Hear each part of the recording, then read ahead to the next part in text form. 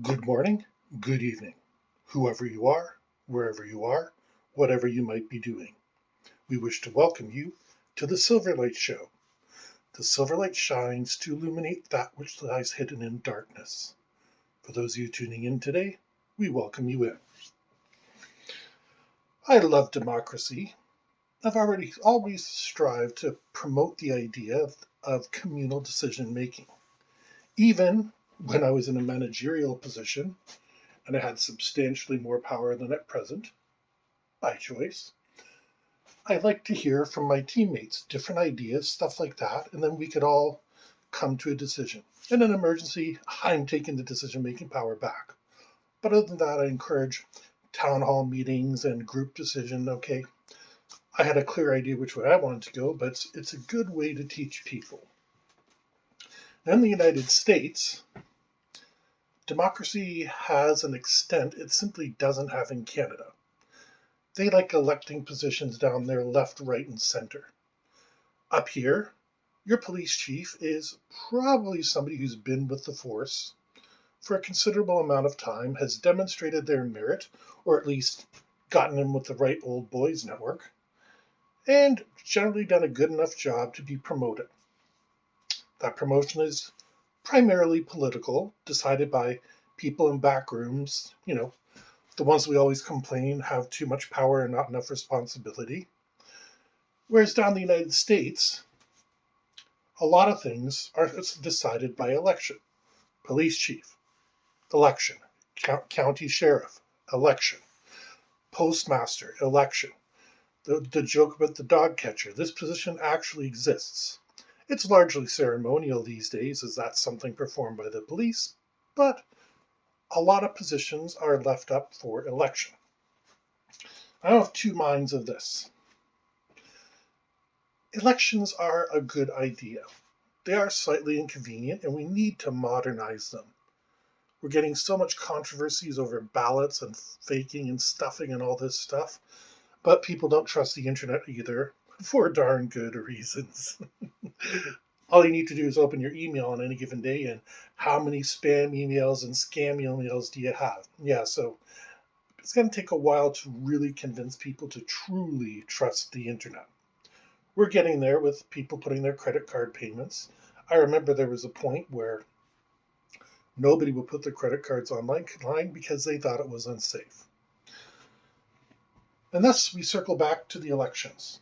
Okay, so let's say you have an opening for a county sheriff.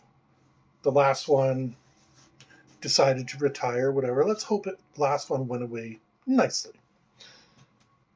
Let's say you have a large denomination of one type of people, whether it's a lot of people of a race, a lot of people of one creed, whatever it is proven very possible that they can get together, talk to their friends, talk to their wives, children, all that sort of stuff, and convince them all to vote for their candidate. One of the secrets to voting is if you get the old people to vote for you, you're pretty much in. Because old people, the ones that are retired, like to talk about politics.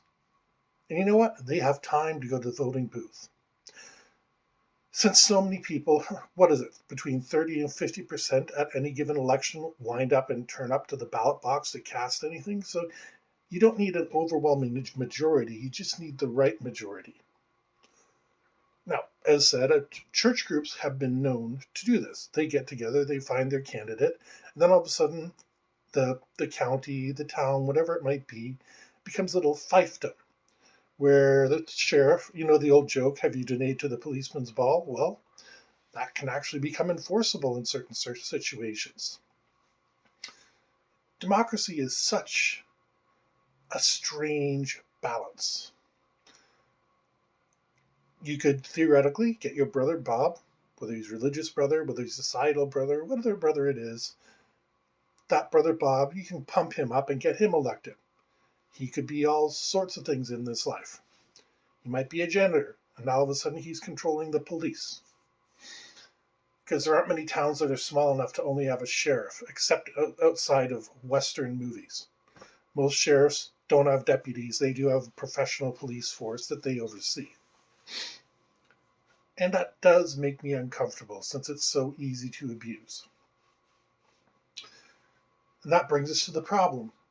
First past the post politics. Again, you don't need to win over 50% of the general vote. You need to win more than, well, it depends how it's divided. If you have 3 people running, you need to get 34% of the vote, and the other 2 won't be able to beat you unless they ally together and work together. That's more party politics. It would be possible, but I don't know how you should split a sheriff's office in half. So you need 34%, not 50%, 34%. And that's for the voters who actually come out. So your old age people, your students tend to be motivated to vote as well. Unfortunately, when the founding fathers of both Canada and the United States got together, they both recognized what was known as tyranny of the majority. Well, that means, what can I choose right now that's not particularly... say there's a local official who doesn't like dogs. They believe certain dogs are dangerous and stuff like that, and they get their brother Bob to run for police, or not police chief, to run for sheriff. Under the campaign, he's going to get those big vicious dogs outlawed, and that sheriff can launch a personal campaign, and that's what he's going to do. It's very easy to sell certain things to people. So instead of having that majority vote ruling everything, some countries have gone to proportional representation, which means for every 1% of the vote you get 1 seat, or whatever it is, that 1% comes on behalf of it. Now, in theory, this is a great idea, but it has its own problems. In Israel, they have so many people running on the ballot that even Hamas winds up getting a couple of percentage points and a couple seats in the Knesset. So you literally wind up with people that are sworn to destroy the country, winding up, and the bar is not quite so big. You need 1% of the popular vote. Heck, I can get this plant 1% of the popular vote. Just a little bit of the right marketing, a little flim-flam, and that's your new sheriff. Democracy is certainly not what it was in ancient Greece. We tout the Greeks and the Romans as pioneers, but realistically, it was the top 1% that were running things back then. For the Romans, it was the senators who were traditionally families of the most powerful people. Now, they had their tribes. Rome had tribes. It was a subdivision. So they would talk to their tribes. The tribes had a leader. I forget the Latin term for it, and it doesn't really matter. You get the idea. That leader would tell the senator, our tribe supports getting rid of attack dogs. I don't think Romans would have ever done that, and that would be communicated in the Senate. They would have a go around. Everybody had a chance. And apparently, according to the archives, a lot of the older senators were just sitting there getting together to have social with their friends, and they would just stand up and say, I agree with the previous comments. I agree with the previous comments.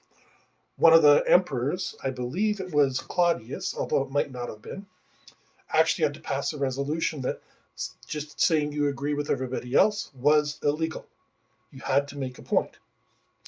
So this whole idea of voter participation is not a modern thing. It's been around for millennia. No matter what, democracy is not fulfilling its purpose. I am not advocating in any way for a dictatorship here. No. But what I'm saying is we need another way, a 21st century way, one that can be future-proofed. Like how many buzzwords that I used in there? But something that will allow people to express their opinions. There's certain legislation that needs to be rushed. For example, if somebody invades your country, you need the authorization to be able to mobilize X number of troops, buy X bombs and missiles and stuff like that. Yeah, When something like the pandemic hits, you need to be able to authorize emergency reserves to be able to go out to get needles and arms to make sure people are taken care of, stuff like that. That's an emergency call. That's a completely different environment. I'm talking about a day-to-day operation. Oh, our trade deficit is larger than last year. Well, what's the reason why? Let's debate and hash this out. That part I don't have a problem with. It's how we get the senators, the people in the House of Commons, MPPs, MPs, all that sort of thing, how we get there in the first place. And this is something we can't afford to sit on. It needs to be done, and unfortunately, that's going to mean opening the Constitution again. Nobody wants to do that. And that's why we're going to wind up with this inefficient system going forward for the next 100 years and maybe more. Because after Charlottetown and Meech Lake, nobody wants to open the Constitution. There's no way to make everybody happy. And we've gotten more divided since the 1980s, or at least the voices that we're hearing have become more divided. With that, we hope you enjoyed this episode of the Silverlight Show. If you did, please click like, share, subscribe. Don't forget to click the bell icon down in the comments. That way you can be notified every time we release a new broadcast. And we hope you have a fantastic day.